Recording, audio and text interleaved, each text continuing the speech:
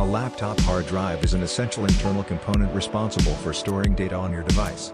It consists of magnetic disks that spin rapidly, and a read/write head accesses the data.